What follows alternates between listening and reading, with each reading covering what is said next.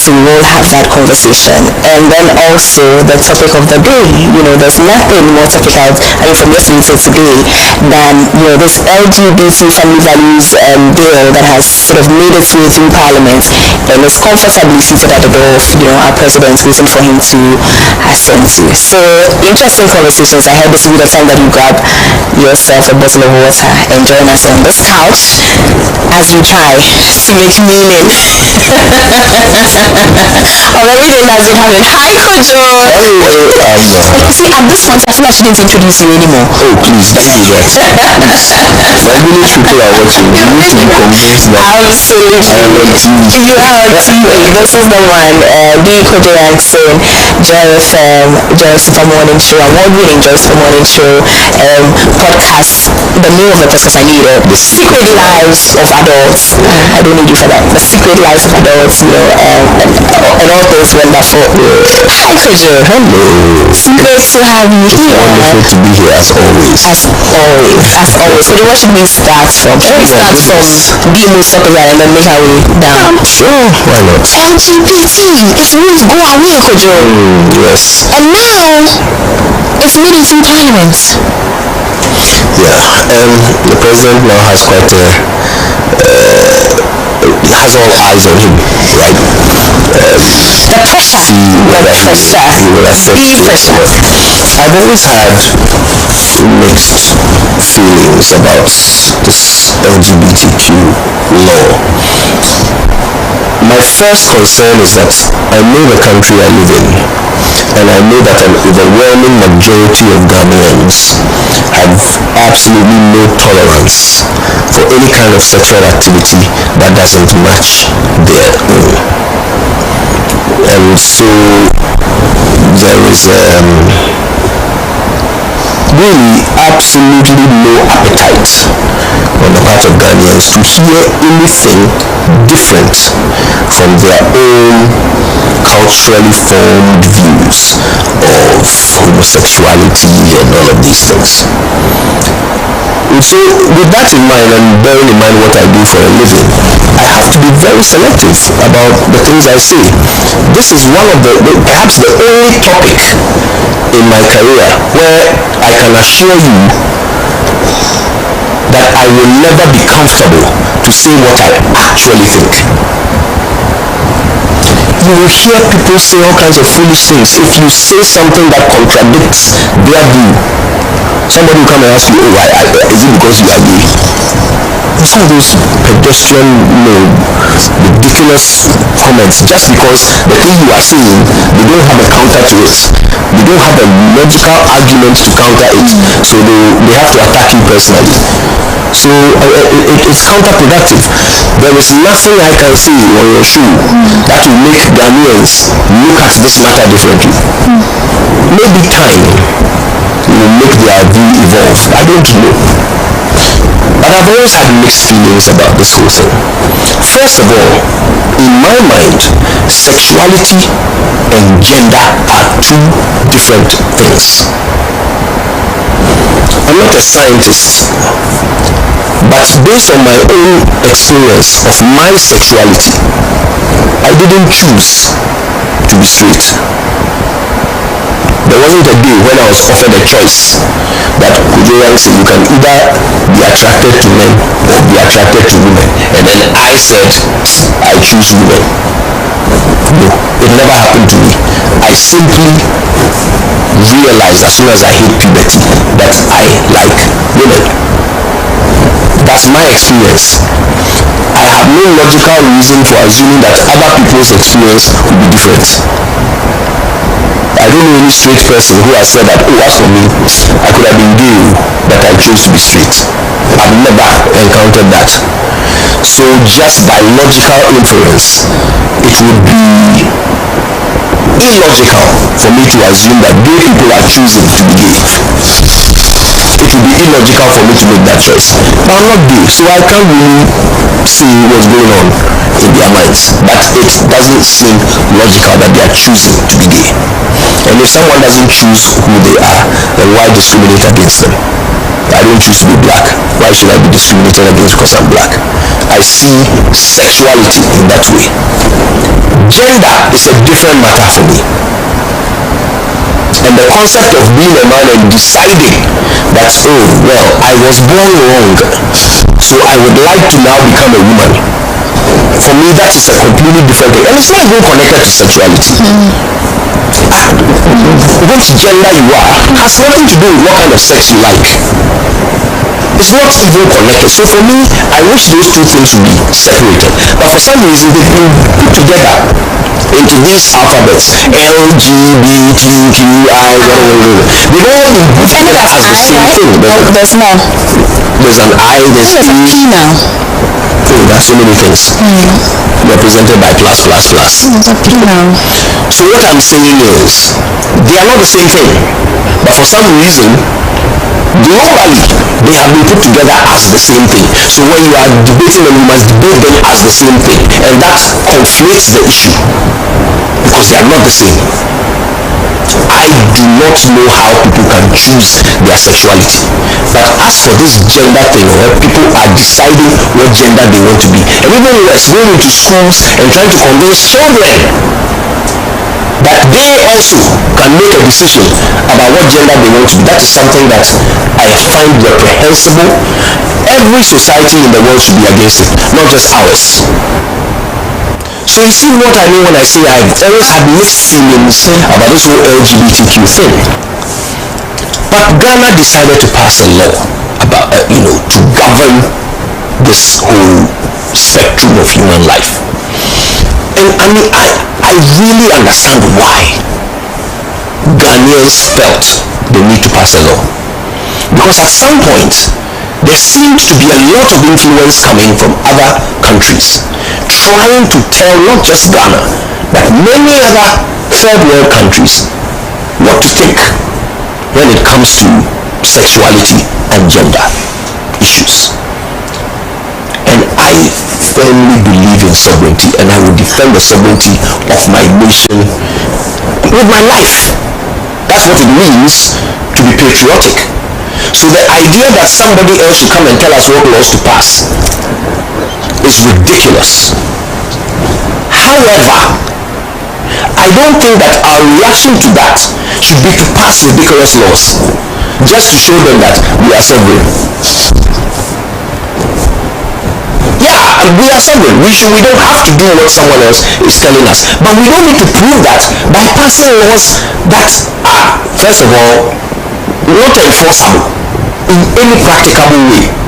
How will you go around checking who is gay and who is straight, who is having gay sex and who is having straight sex, so that you can penalize them? If somebody comes to report to the police, this man is gay, how will you prove it in court? So, first of all, the law, how it will be enforced, it beggars belief. Secondly, it doesn't solve any problem. So somebody a man is attracted to men.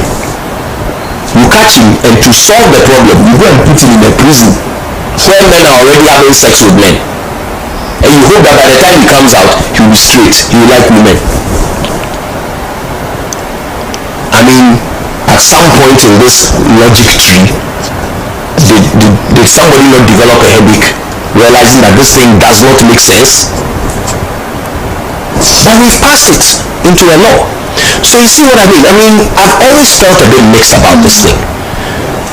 The law doesn't seem to solve any problem. It doesn't seem enforceable. But we've passed it to make ourselves feel good. Because we needed to prove that we are sovereign. I think we should have found a better way of proving it. This is not it. Anyway, it's now a law. A law that will mean that, you see, the other argument is that does it put people in danger, does it endanger people and all that? Well, if I felt like it would be possible to prove an allegation against someone that is gay, then I'll say yes, some people will be endangered by it. But actually, it's not only about being gay, right? There are people who will be convicted for advocacy. Right? So if I go on my show, and you see this is a very interesting thing about this law that people haven't thought of. If I go on the Super Morning Show and I say, I believe that armed robbers, okay, let me give you a better example. I believe that drug users should not be jailed. It is illegal to use prohibited drugs in Ghana. It's a crime, right, to sniff cocaine in Ghana. If I go on my show and I say I believe that those who sniff cocaine should not be put in jail, it's not their fault. They are addicted. They should be helped. If I say this, will someone put me in jail? Have I broken a law to sniff cocaine? If I say on my show that I don't think those who are caught sniffing cocaine should jail me for that. If I start a campaign to help those who sniff cocaine so that they don't get jailed, no one can jail me for that. But this particular crime, because now there's a law against it, so it's a crime of homosexuality. If I go on my show and have any conversation that suggests that homosexuals should not be criminalized, I can be jailed for it. So for the first time, we've passed a law that actually prohibits. Well, it's not for the first time. It's not for the first time. We've had it before, and we thought we were coming away from this, from criminal libel and all that. But we've not passed the law that takes us back there. Absolutely. That's what we've done. Absolutely. You see, so look, this law, yes, it does pose a danger to well-meaning citizens, not just those who might be engaged in LGBTQ activity. But well-meaning, it means that we can't say what we think anymore. And that's how I started my submission today. By telling you that this is one topic on which I cannot say what I actually think.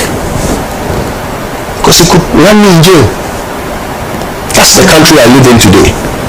Now, this is going to have an effect on all kinds of things.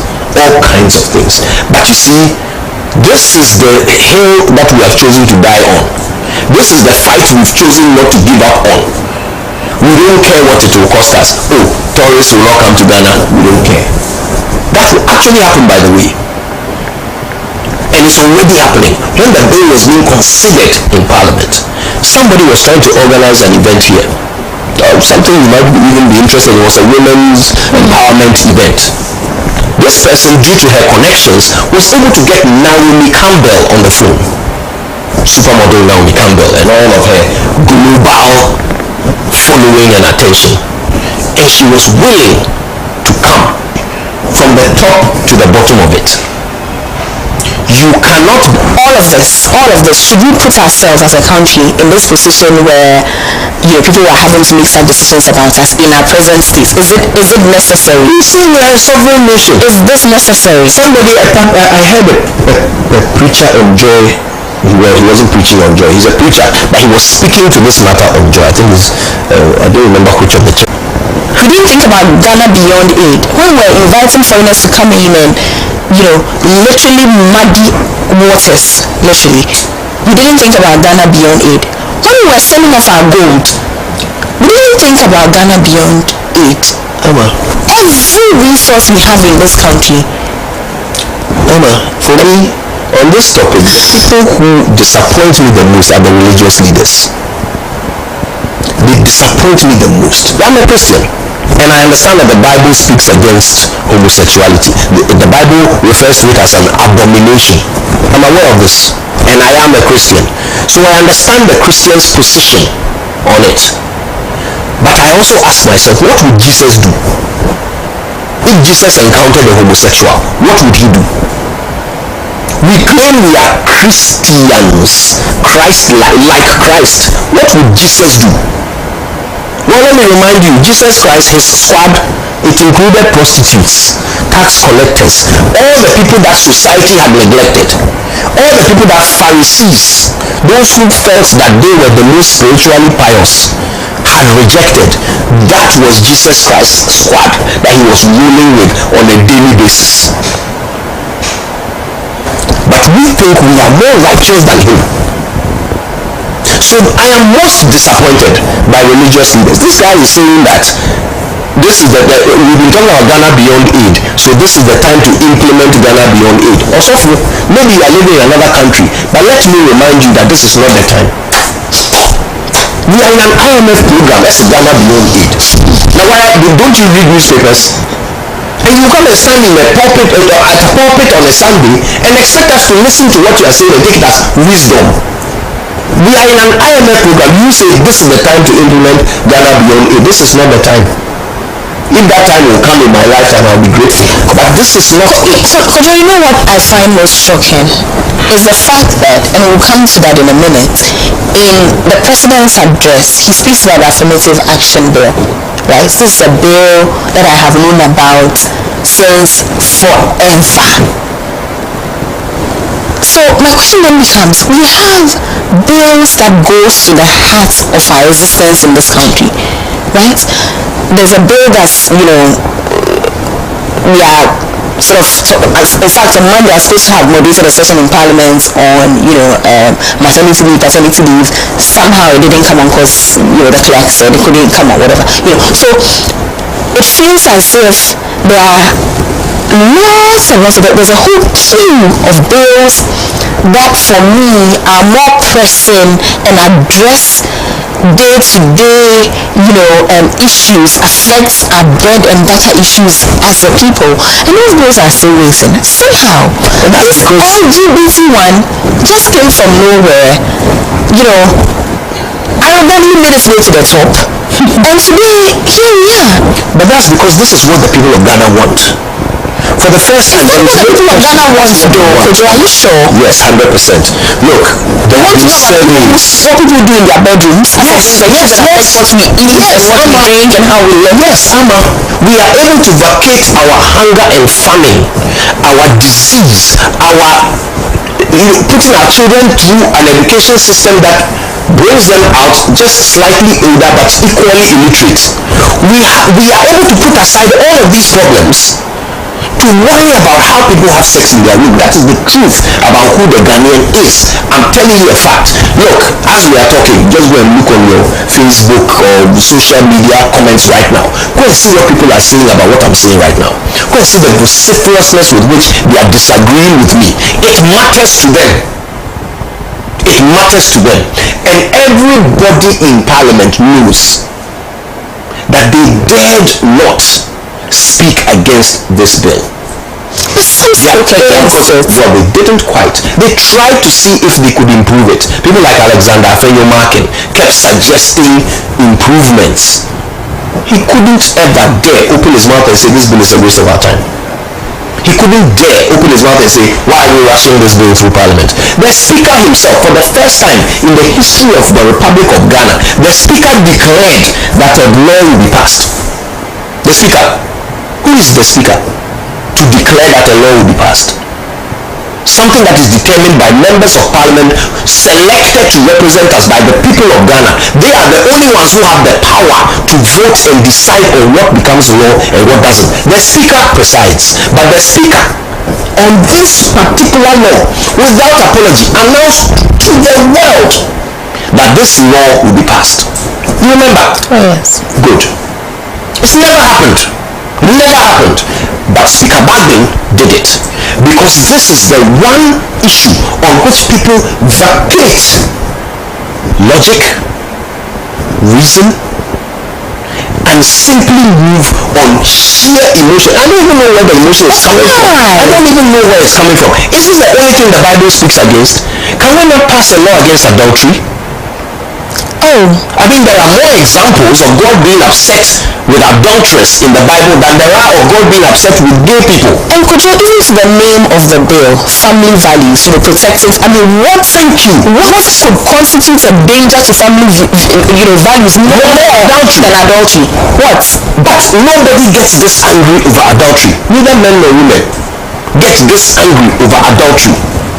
But how somebody else has sex, that one we are mad about, to the point where we are willing to sacrifice anything. You will come to our country, we don't care. The year of return will collapse, we don't care. We will not get aid, we don't care. We will not get visas, we don't care. We don't care, because this is the hill we have chosen to die on.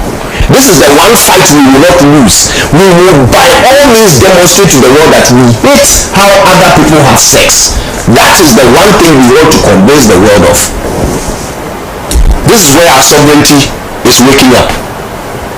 When people were coming to dig our gold, pollute our forests, our sovereignty didn't come up. When people were telling us what price to put on our commodities, our sovereignty didn't come up. When people were telling us what value to place on our passport, our sovereignty didn't come up. When people were telling us that your currency is worth this much against ours, our sovereignty didn't come up. On no issue of rational importance did our sovereignty become an issue. But this one, other people's resources and what they do with it, that is the one on which our sovereignty has arisen. This is the one we are flying our flag over. I really wouldn't want to be President Akufo-Addo at this moment, because I mean right now he's being lobbied, the pressure is on, it's interesting. Originally we thought it was political, but now I think it's bipartisan. Oh, 100%. Bipartisan, because we are hearing views on both sides. We are hearing people within the NPP against the bill. We are hearing people, so now it's a national issue. I love this one. I love this debate. So people are literally saying to the president, those that are saying do not assent are saying this about human rights. They are saying assent are saying this is not about human rights, it's about lifestyle. Confusing arguments when I think about it, really.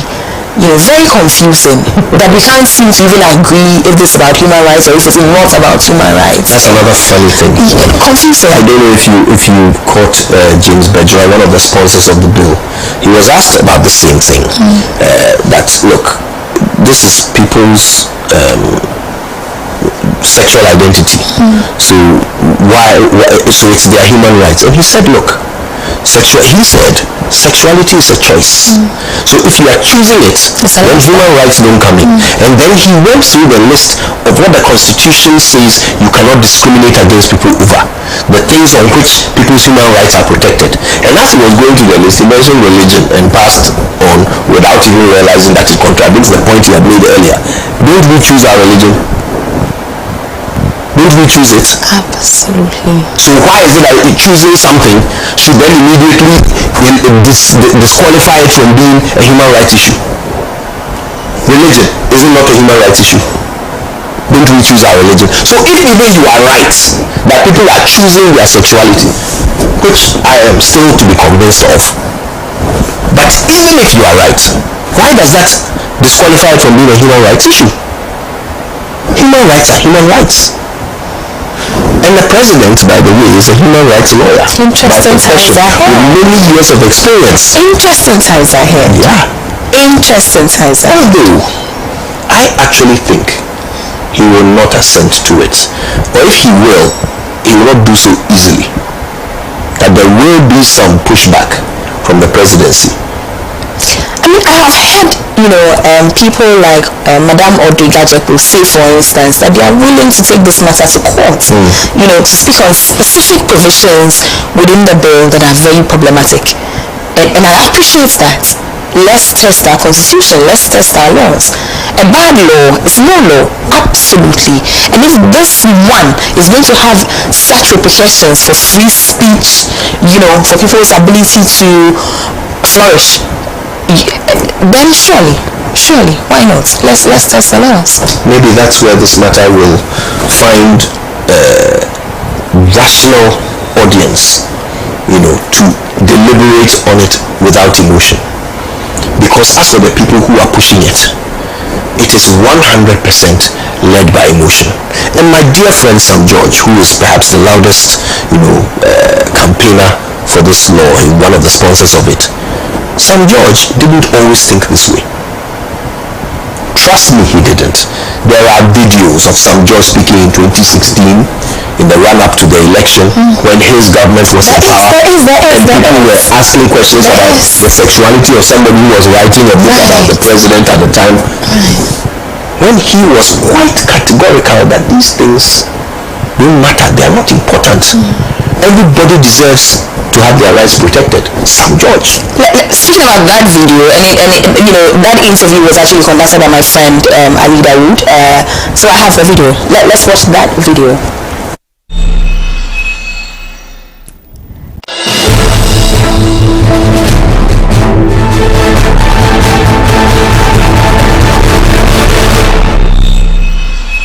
Very last platform I would speak about this matter. I hold myself to I believe that this matter has been overflowed and it is being pushed just to suit a certain parochial political agenda. See, irrespective of my personal opinions on homosexuals, the constitution of this country remains supreme. Please. The constitution remains supreme, and the constitution of this country enjoins that everybody has rights and that their rights must be protected. It's actually one of the preambles to the constitution of the Republic of Ghana, the International Declaration of the Rights of Persons, and all of that, and so the point is, the constitution determines that every human being should have rights. It doesn't go ahead to break down if the human being should be straight or gay. That is for the country to determine, individual countries. Yes, that's for individual countries to determine. Look, Ali, I believe that the amount of time we have, and this is a challenge to the Ghanaian media. I think the media is the fourth estate of the realm. Of course. And they have a duty of entertaining and educating people at the same time. Edutainment, they call it. We must speak issues which are of necessity to the Ghanaian people. The amount of airtime we have wasted, I call it wasted, not spent, wasted, talking about gays, when we have pertinent issues of water, pertinent issues of power, we have potential petrol prices going up. Look, those are the things which bother the Ali or what? Everybody, the crowd pusher, the Akwele who sells Kelewele, or is it Enyonam who is doing anybody? Bush canteen. Look, those are the issues. They don't care whether the president's friend who published his book is gay. No, they want to have portable drinking water. They want to have electricity when they turn on the switches in their homes.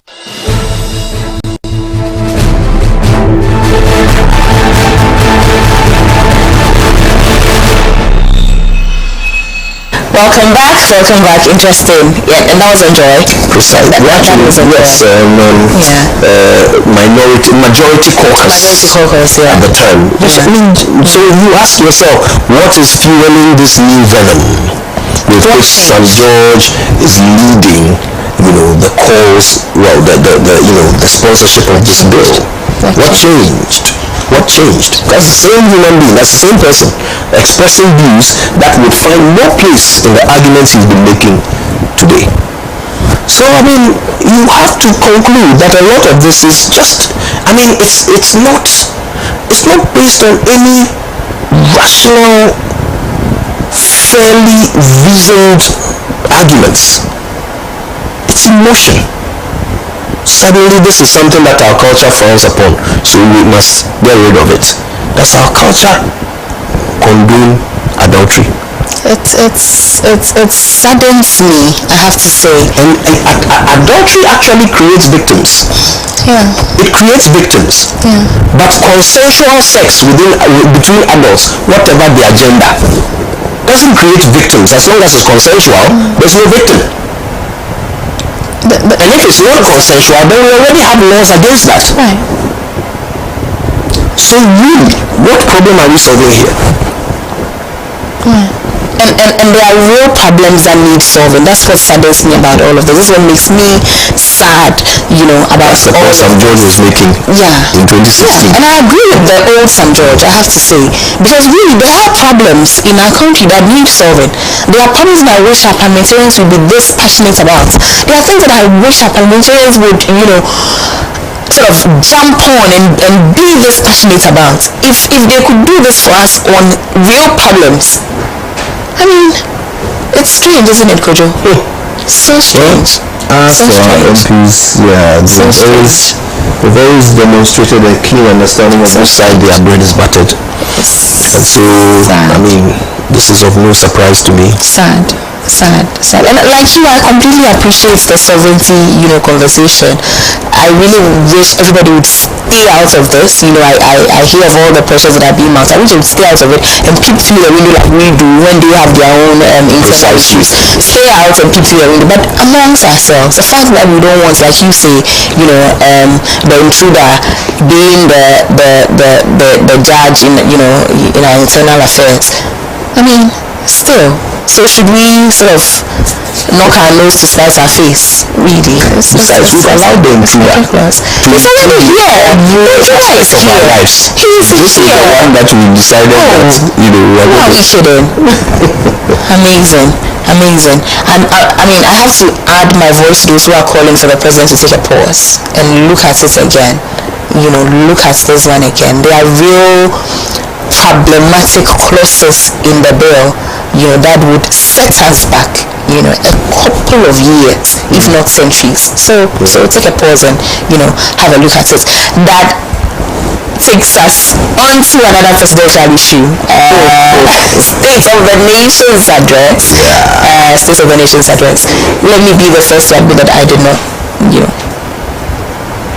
You didn't watch it? I didn't pay as much attention because but later, of course. But immediately, we've had a couple State of the Nations.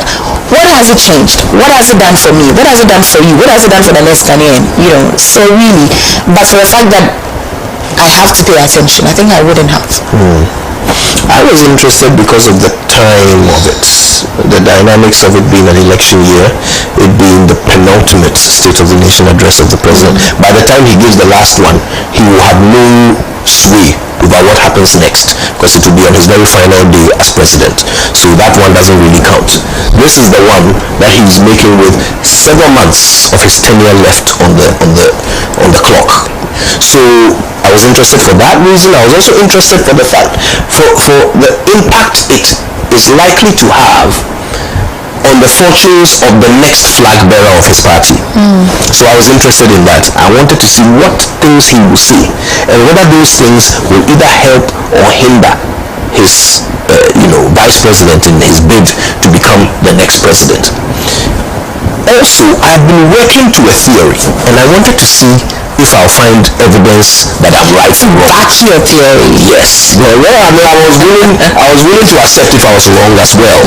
My theory was that we are all wrong about just how much the president wants Dr. Bawumia to become the next president. I think we may all have overestimated his desire for that outcome. Just because they are in the same party and that's his running mate and that's his vice president. He won the election with him twice. Before that, he ran with him twice, or 3 times. So, I think we've all come to this conclusion that that's who he wants to become the next president. But I have a theory that he may not be as vested in that outcome as we think he is.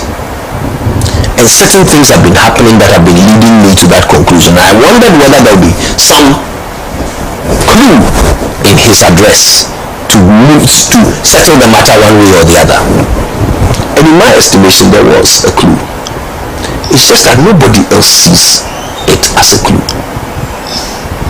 So you must have heard people say that at least the president conceded that the buck stops with him.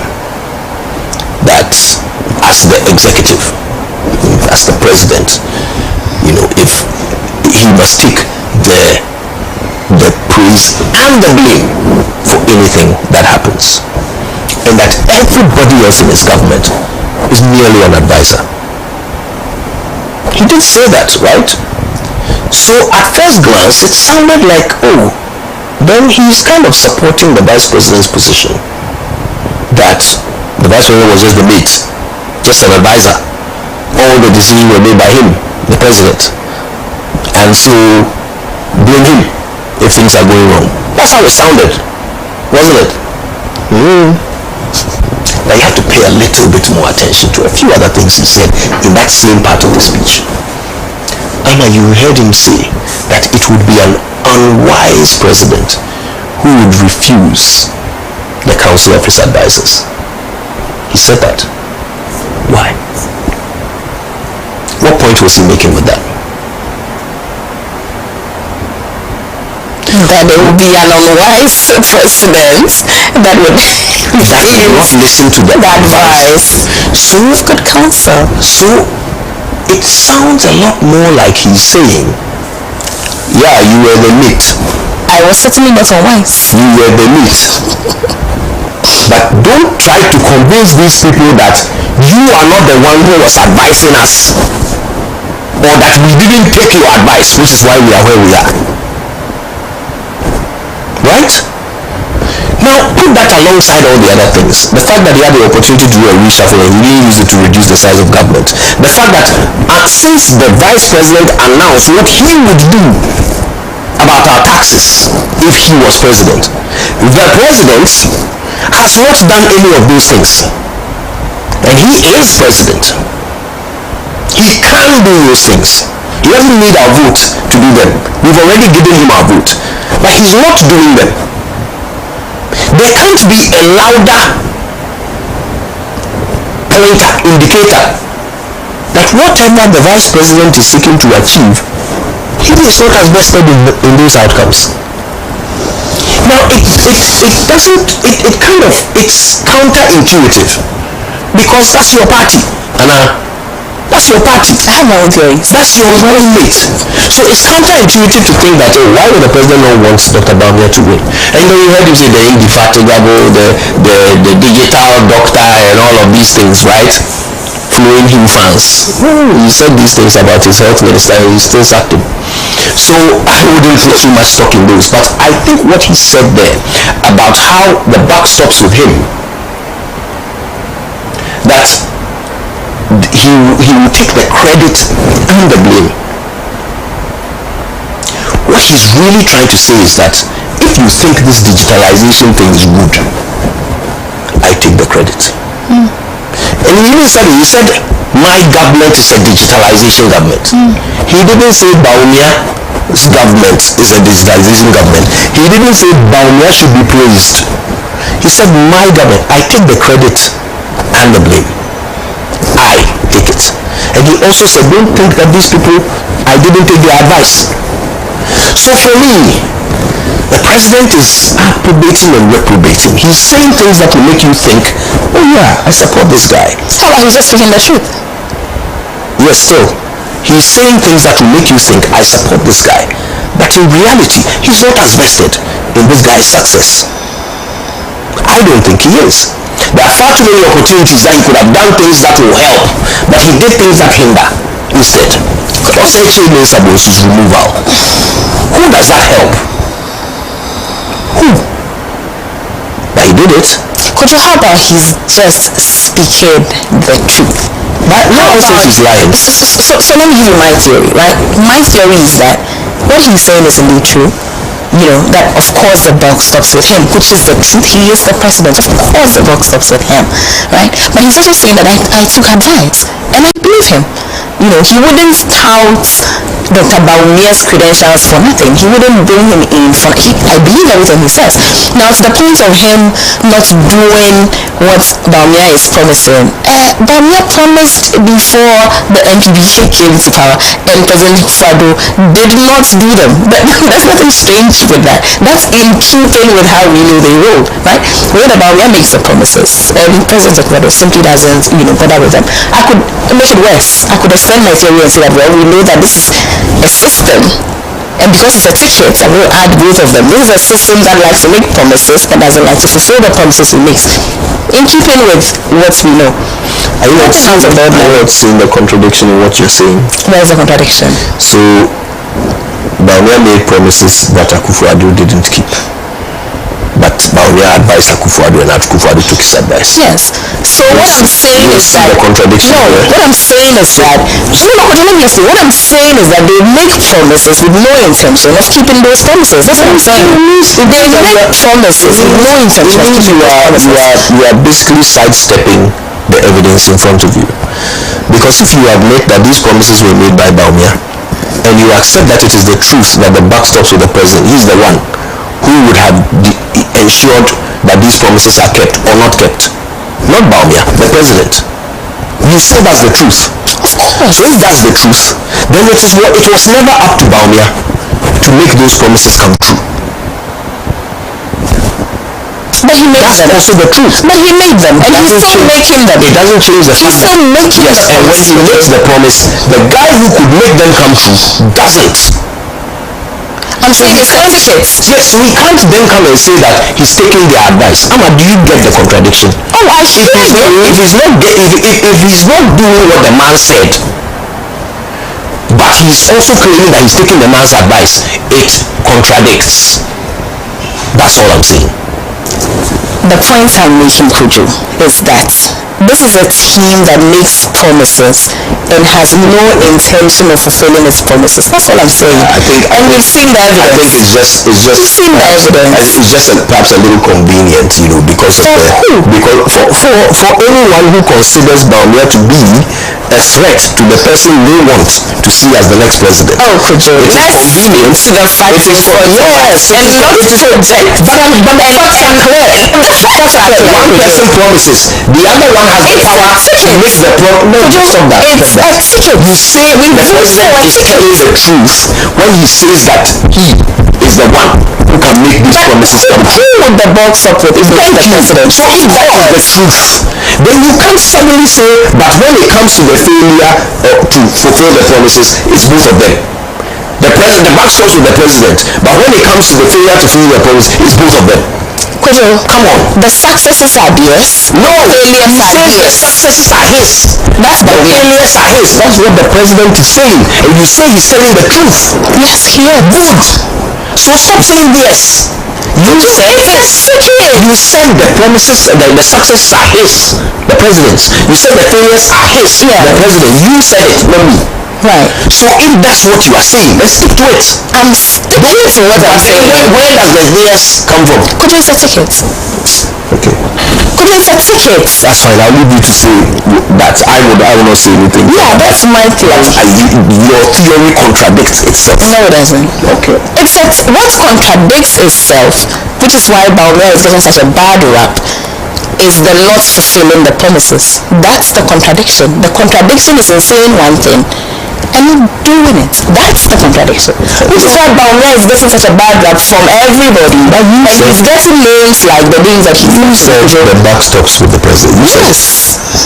And you said it's the truth. Yes. That's all. Let's move along. So I mean, there are other things in the State of the Union address that were interesting. There were little moments when it was funny moment when he talked about the Attorney General having saved Ghana 10 trillion Ghana cedis by defending us against judgment debt. And of course people were like, 10 trillion, we don't even have 10 trillion Ghana cedis. Like, what do we have that is worth 10 trillion? That's about a $1 trillion, isn't it? So like what do we have that someone can sue us for and they will get $1 trillion from us? So people were incredulous, like, what are you saying? Right? It sounded like something that couldn't possibly be true. And then the president said the evidence is all there. Right? And that also, sparked some, interesting uproar in the chamber. But I went to look for the evidence. I went to speak to the Attorney General. Yes, I listened to that interview. Yes, for the first time, I wish the president had been wrong. I wish he had been wrong because, do you know how those amounts got so high? Compound interest. Until recently, government officials could sign contracts with people that would commit the government of Ghana to compound interest. So that means every month the amount compounds. So an amount that started off as less than 1 million Ghana cedis in sometime 2011 or whenever it is that the judgment was made against government of Ghana has compounded to date where it is actually not even 10 billion. It's more than 10 billion. It's somewhere near 14 billion Ghana cedis because of compound interest. So in fact, this Attorney General took a law to Parliament, one that didn't get as much, coverage as the LGBTQ law. But last year, they passed a law that now prohibits government officials from signing contracts that will commit government of Ghana to compound interest. And that's a law that could potentially save us trillions. Yes, no, Yes, but it's not the potential. Oh yes, potential. Potential. But the Attorney General, you see, what happened was that this particular judgment, which had been made against the government of Ghana, and then had compounded to this 10 trillion amount. The plaintiffs, those who were suing government of Ghana, actually secured an order from the court to garnishing the accounts of government at Bank of Ghana. Right? Which meant that whatever money was in that account, they could take it.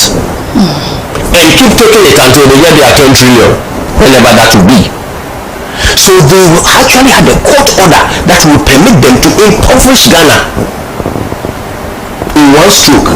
And the Attorney General had to move fast, go to court, and have that order quashed. So when he talks about protecting Ghana from, or saving Ghana 10 trillion, that's what he's talking about. Because if he hadn't successfully defended and had that quashed, our account would have been garnished. Can you imagine? Right now in this state that we are in, IMF program, we can't pay our bills anyway. We are giving people haircuts, and then someone is going to come and garnish our coffers, our government coffers.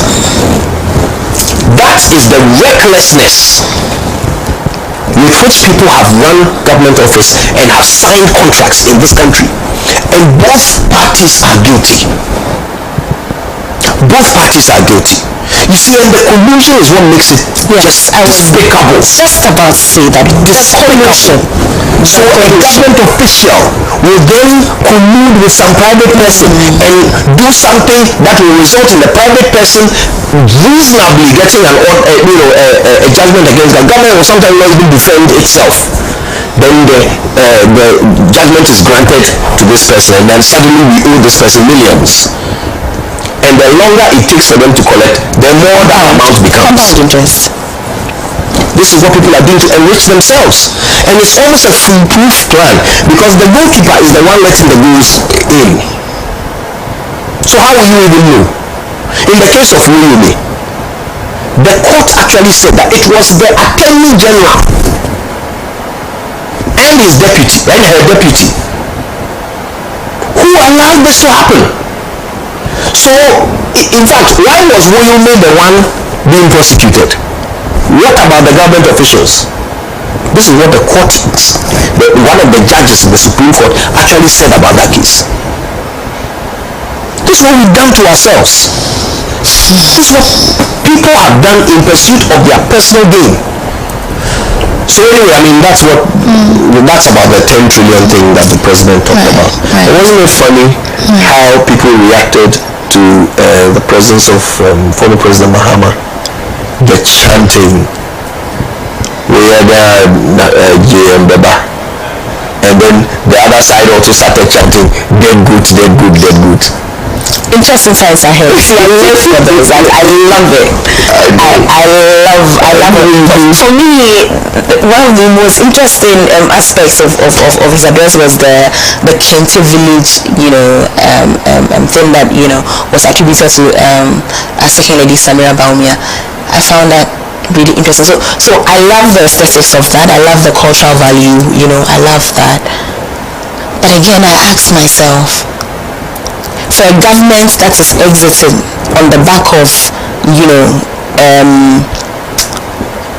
not implied, in this instance, very direct, can I use the word mismanagement? Because, our situation is dire as a country. This is not me saying, this is what the government is saying, right? So, should an address, it sounded tone deaf to me. That's how I saw. I was like, okay, I get it. I get what you're saying.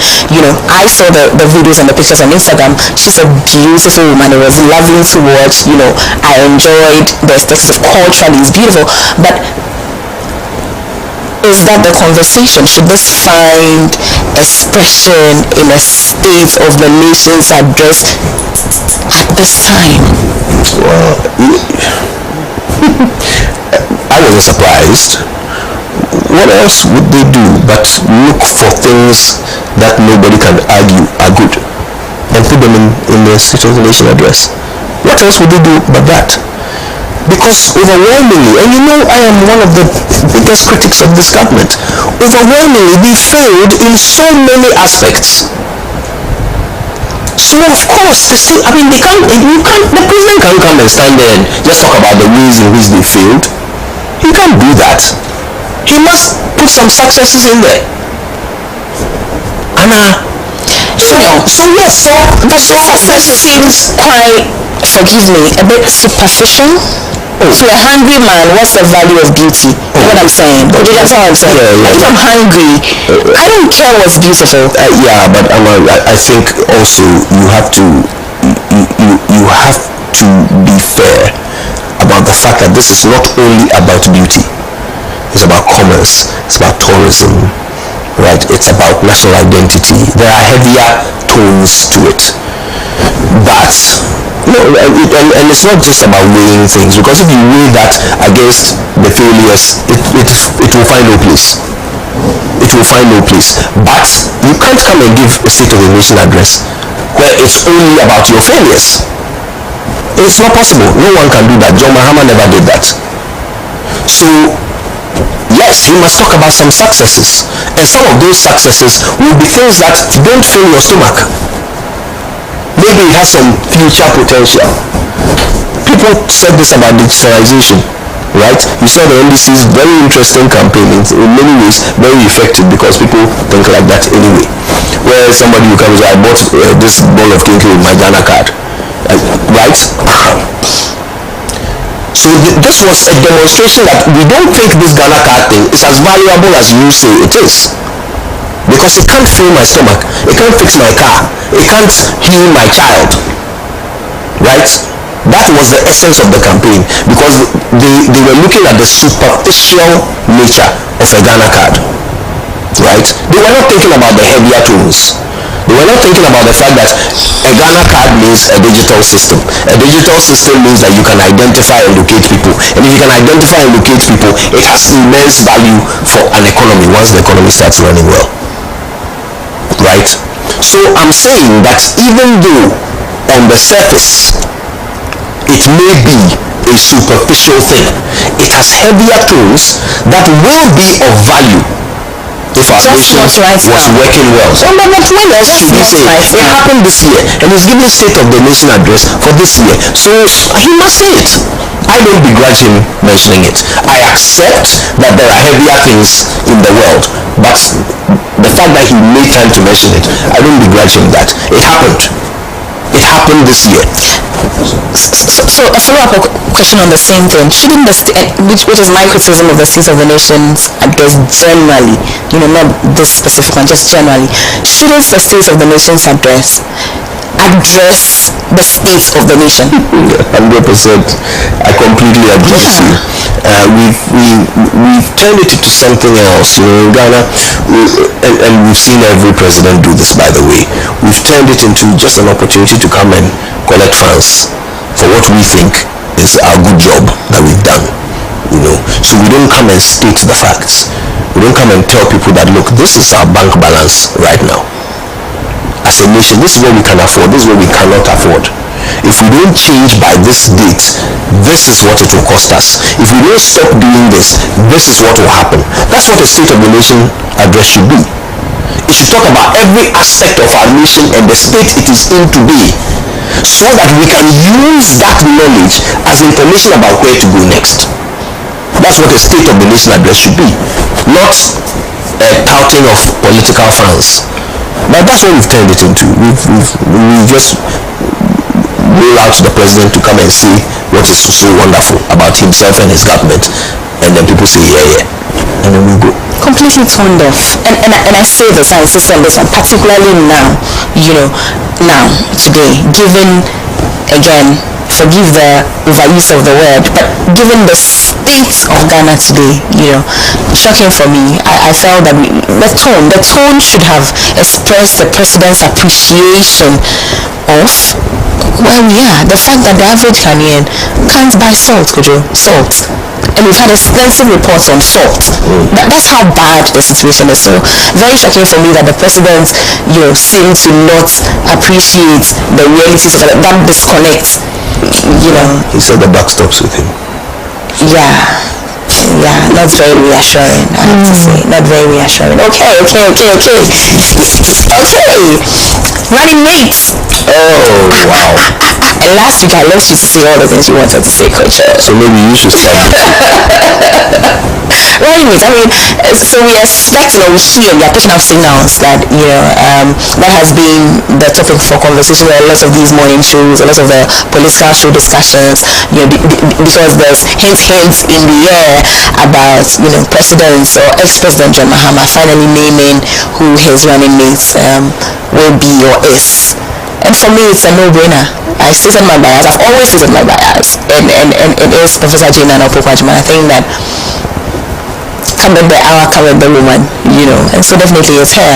I know that you hold contrary views, and you expressed them, last week. Their reviews are really valid. I just disagree. Here's what I think, right? When she was announced, the uproar that greeted it was spontaneous, it was genuine, it was real. You mean the first time? The first time. And for me, nothing has changed. The facts are still the same, right? People say to me that, and immediately I was one of those that just, leapt for joy. Kojo, how old are we as a country, right? And there are other issues to talk about, but for me it starts with just the fact that she's a woman. And you say, I just said that there are other women and all of that. They haven't made it. I hope you understand what I'm saying. They haven't made it. And she has. Made it where?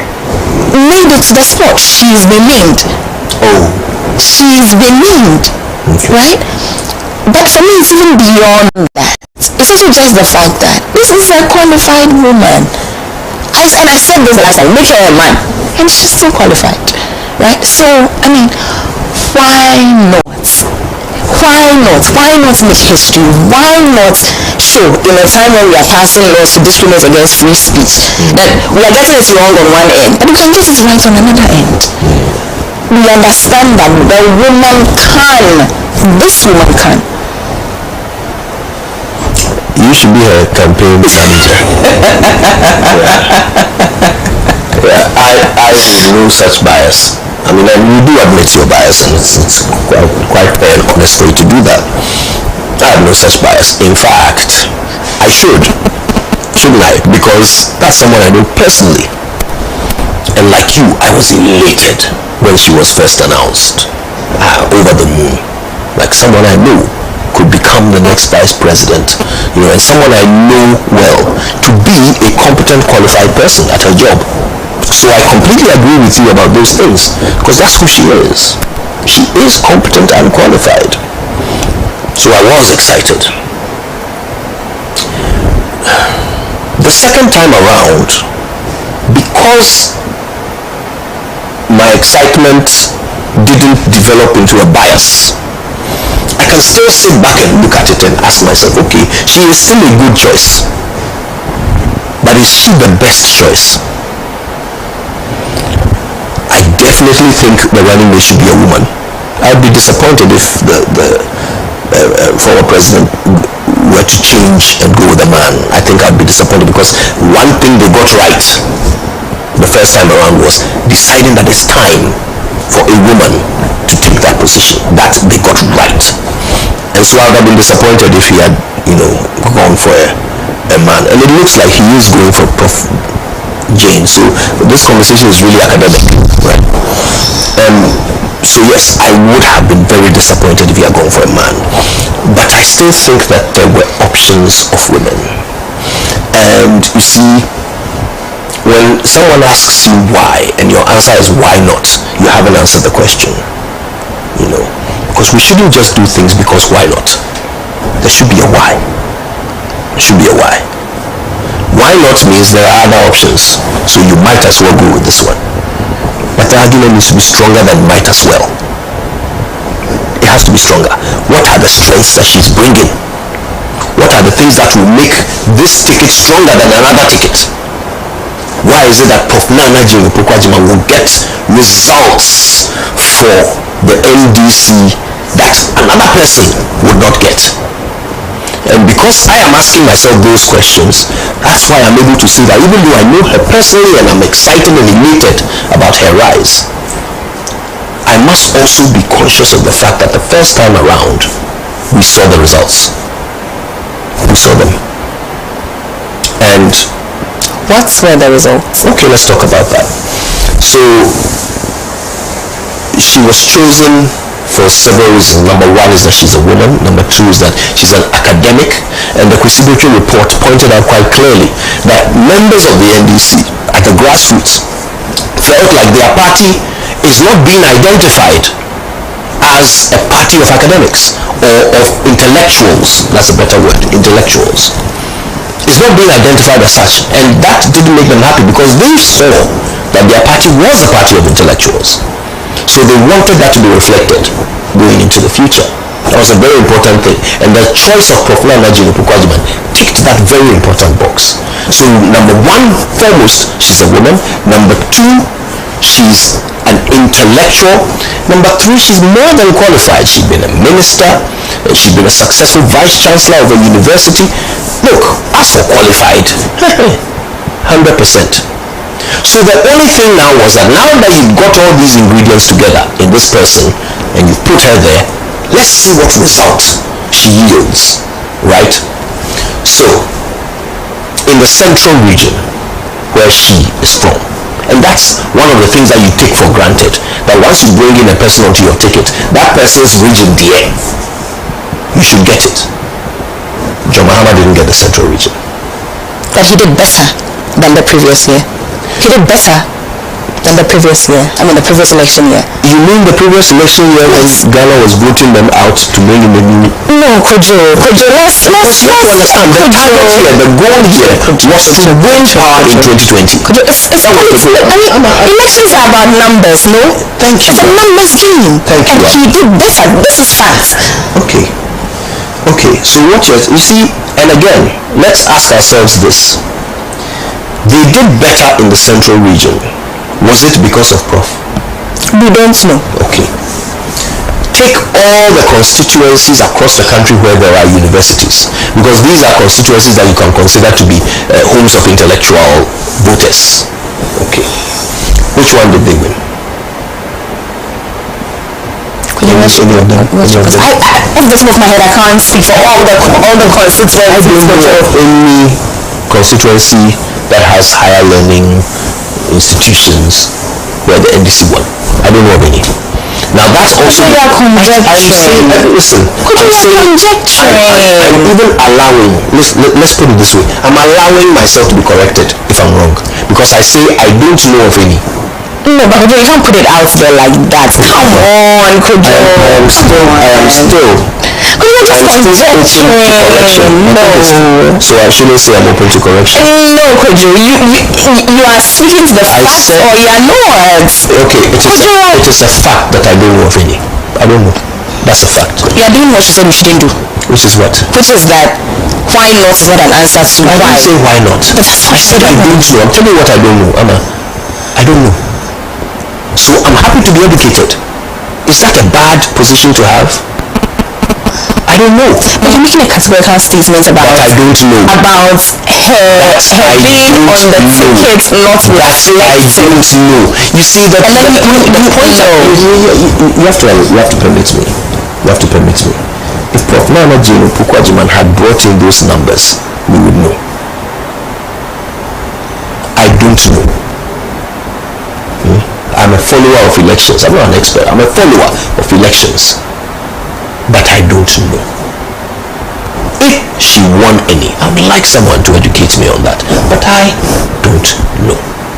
Now, I'm saying this to point out that she was brought in to achieve a certain goal, and the jury is still out on whether she achieved it or not. The jury always But the be out question on is- everything, Kojo. I'm The sorry. jury is not out about everything. Some things are- This one the jury be out on. You never know why people vote the way they do. But the facts are facts. And the fact is that the numbers increased. That's what you can speak to. But I mean, the rest is all conjecture. The jury would always be out, Kojo. You know this. So what you're saying is that as running mate, she was a success. Yes. All right. Because the numbers increased, Yes. right? Okay. That makes her the best choice. Nobody else can do better. Yes. And that's not conjecture. All right, let's continue. When you do it, it's not conjecture. When I do it, it's conjecture. Into facts, Kojo. I'm So what you're saying is no one can do better, and that's a fact. No, but that's, I mean, come on. That's a fact. Kojo, that's we can't see. That's a fact. No, Kojo, that's we But can't you see. said it with a straight face. You said That's my opinion. That's my opinion. and it's not conjecture. But it's opinion. So me, I'm telling you what I don't do. You say it's conjecture. No, you are telling me what. No, you are telling me something. I see you. I don't like what you're doing. Am I the one doing this? I like what you're doing. Look, I think we should do what we always do, which is to share our opinions, even though they may contradict each other, Yeah. but allow for them to be shared, right? And I'm telling you that the NDC could absolutely have done better. I don't think it means Professor Nana Jimmy is a bad candidate. I don't think so. She's not only a good candidate, she's a good person. But I don't think she's the best option. Why? Because I can think of others who would probably have galvanized the ticket more. Like who? Okay, now you are inviting me to do something I must beg you not to invite me to do. I must beg you not to invite me to do. Most importantly, because it will be academic. We think that Prof. Nana Jane has been chosen. She has to be chosen. Very good. So I mean, I asked myself, did the party really tax itself? Like put the burden on itself to assess options and decide that actually this person gives us the best chance. This person, when she speaks on a platform, will win us the most votes. This person, when she goes into communities, will attract the most people. This person will help us tip the skills better than any other option available to us. I wonder if the party really taxed itself with that, or whether they just think it's a safe choice because anyone else might be seen as a successor.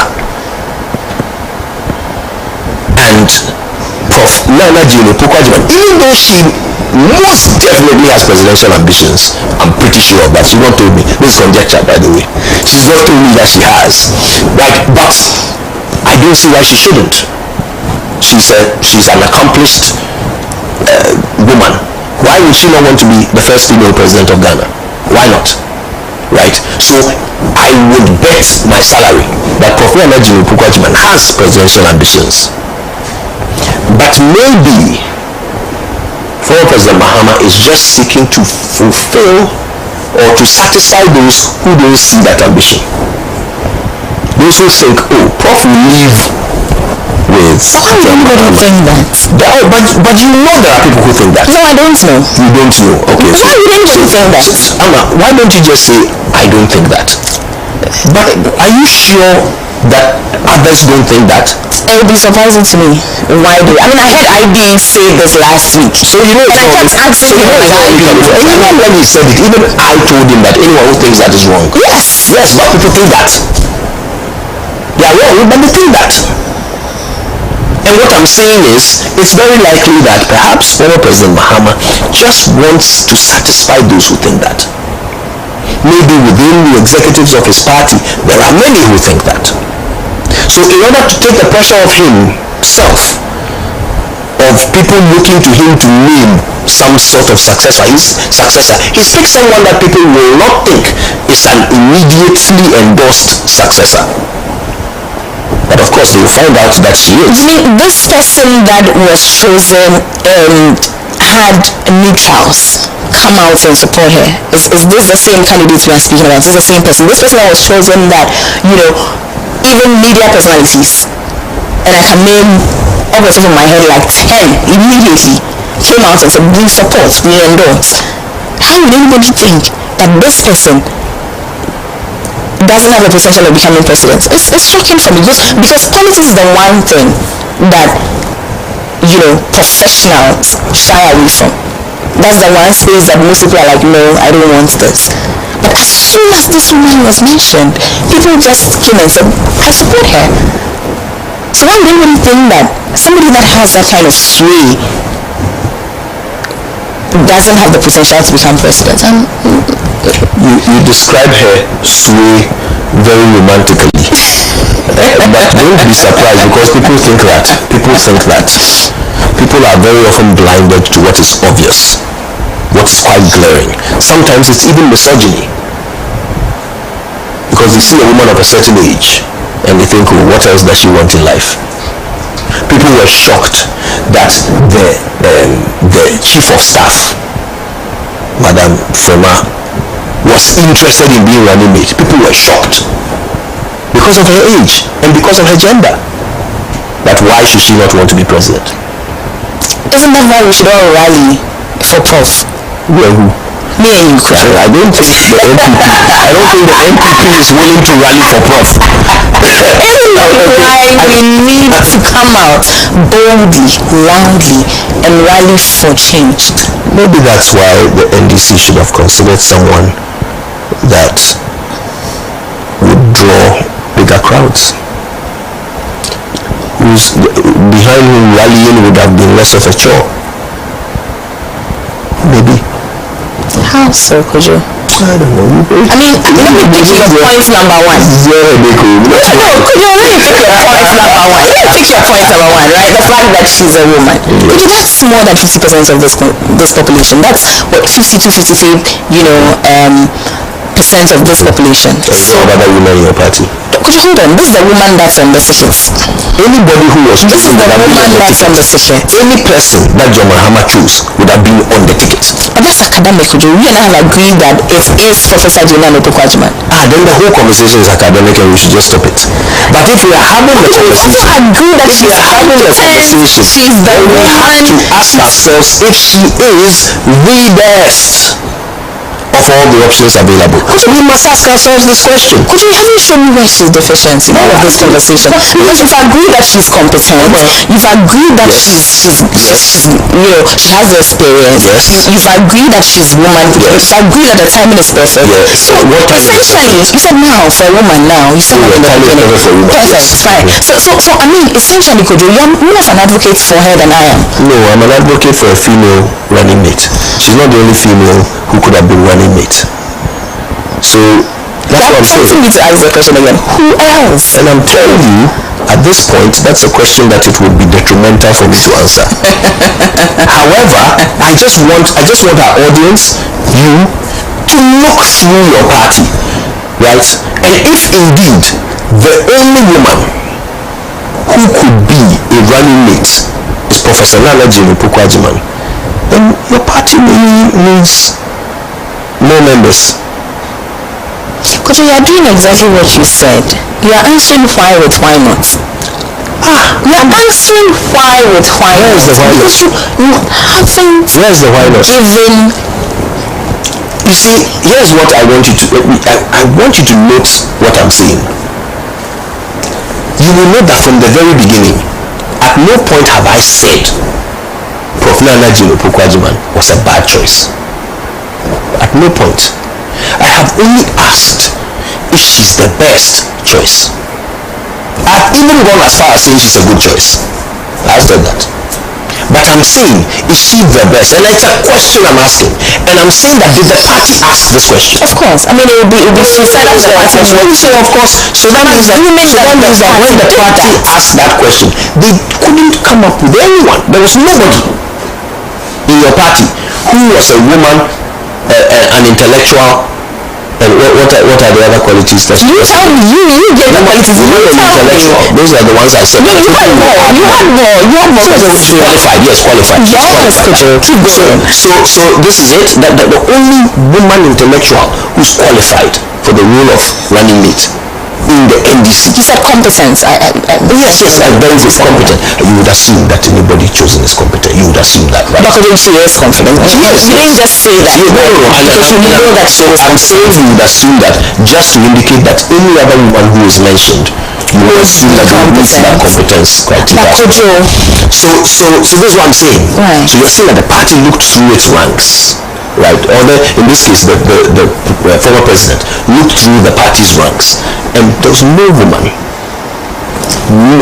who is an intellectual, who is qualified and competent, who would rally people behind her better than Prof. Nalejim Kufajima. So we're getting somewhere. So the thing against her is that she couldn't rally people behind her. Is that what you're saying? Because other than that, I don't get it. If you found a competent, academic, if you found all these qualified and you found her, why would you look for something? I mean, what are we doing? Amma, you are looking for something against her. I'm looking for something to justify what you're saying from you. But it's not going to be something against her. It's going to be something for someone who is better. It doesn't mean that it's against her. Okay, let's look at it. That has to be a bad choice for someone to be a better choice. Let's look at it this way. So, let's say, and I am married. Let's say I'm married, right? I'm with my husband. I'm married. I found a good, competent, qualified, man, and he has to be a man, right? And I've married him.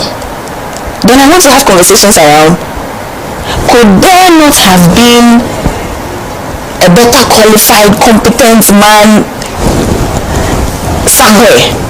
Could you understand what I'm saying? No. That's the headache I'm having. The analogy doesn't match. Let me explain where it departs. Because in this case, the president had to choose a running mate again. So it's not about deciding whether to stay married. It's about making a choice. Remarrying. Thank you. So you've married a good, competent person, but the marriage has ended, and now you have to get married again. And you are saying that because I knew a man who was good, I will marry him in all lifetimes. How about that? Yeah, he's so good. This candidate is so good that in all lifetimes, if I should die and come back and die again and come back, I'll still marry him. How about that? You are making an emotional decision because you are not considering whether or not he is the absolute best person for you. The best. What am I still searching for? How do you know he's the best? She was the best the last time, no? How do you know in the last election she was the best, no? Was she? Yeah, couldn't we agree she was? She was a great choice and we all were excited to see how she would perform. You say she performed well. I say it's not the best performance because we didn't win. So I'm asking, is there someone who can make you win? That's it. It doesn't mean that Prof. Nalejim, there's something wrong with her or there must be a flaw with her. I don't see any flaw with her. I agree. But is she the best? Yes. Okay then. The choice has already been made. Absolutely. Looks like somebody agrees with you. Absolutely. Who am I? Who are you? Who are you, Kojo? Who are you? Who are you? But yeah, I am excited. I mean, all indications that we are picking, clearly shows that it's still prof. I'm excited about that. I'm excited that, ex-president John Mahama has decided to stick with the woman, I'm excited that we still, as a country, have this golden opportunity to make history. I'm excited. I cannot wait for the experience. I think that the last time, and I have to say this well, I think that all of us who advocated for her and all of us who came out for her perhaps didn't realize that it doesn't end there. It doesn't end that endorsing and being happy and shouting. You actually have to help her get it. Maybe this time will be better. You didn't help her the last time? I did. Okay. I did. I mean, I went on the campaign with her, so I did. But I'm saying that not me personally, but all of us, the rest of us out there who were, happy but just said that and did only that on Facebook. Some people, I think, hasn't even go out to vote. Right? I think that is another opportunity for us to do better and not just be happy in our rooms and let it stay there, but to actually come out and make sure that she actually becomes the first woman vice president. Helps those who Help themselves. Amen. I do not understand that. Could you? What is that? What is that? What is that? What is what? No, for a man who is as expressive as you are, I can't do this limited vocabulary you are giving me today. Like, what is happening here? Look, I'm just saying that sometimes the impediment is yourself. Sometimes the reason why help doesn't come is because of you. And so, as the party examines itself to try and rally more help for their running mate this time around, I hope the running mate also examines herself so that help will come. But you wish that she becomes the first female vice president of Ghana, don't you? I wish we have a female vice president of Ghana, and I hope that person is deserving. So we work and make it happen. You are who? Me and you. No, I don't work for Professor I don't work for the NDC. Good Joyanson of the Joyce Morning Show. It's always a pleasure. I'm enjoying the view. I'm loving it. This could do that is avoiding words. You just like it when I'm gagged. I do. I'm glad you are. Yes. I am shameless about the things I like. Why do you bring me here just to gag me?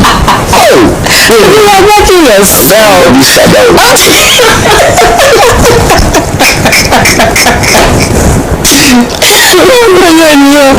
Wow. Yeah, but interesting times ahead, right? Interesting times ahead. I'm so excited. This is going to be a very interesting election. It is. Absolutely. Historic in many ways. Absolutely. Whatever the outcome. Absolutely. Thank you, Kojo. Final words? Oh God, no. No. I think I've said it. Heaven helps those who help themselves. So let me also say that we have a real chance to make history, and I hope that we grab it. I really hope that we grab it. Have a lovely evening. This has been our show. We intend on following all of the drama, as it's going to unfold politically, because it matters. It does. At the end of the day, it's about news about Ghana. I'll see you next week. Bye.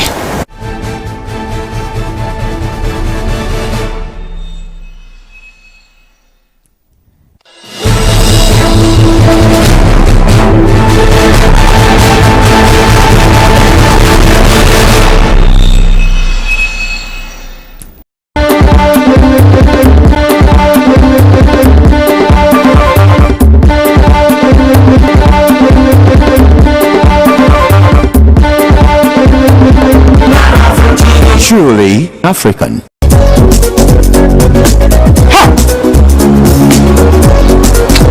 How there's some local passo.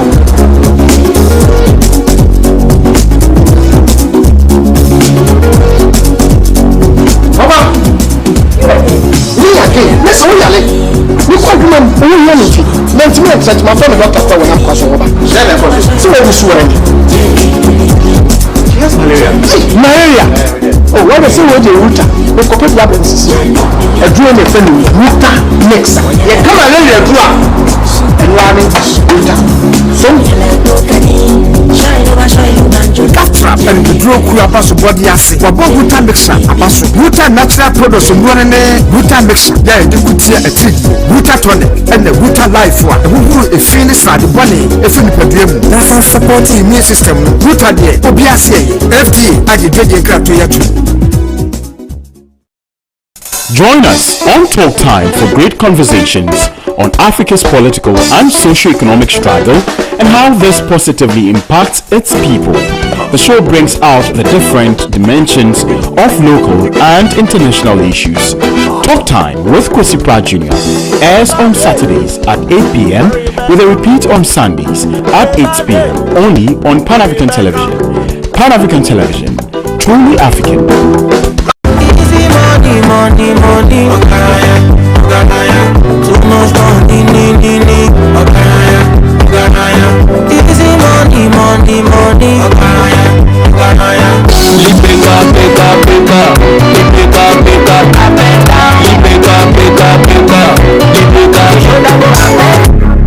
Yes, salama na mzima, sina tausemiada, umenishika kwa mtima, pumzi sihemi yadu.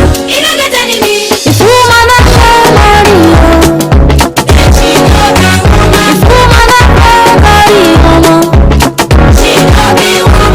Hello Monica, can you come over? We can chop love and tuna. I want you here, don't send me your tuna. I don't mind that Uber. La la, I say, my blessing, baby, come on, go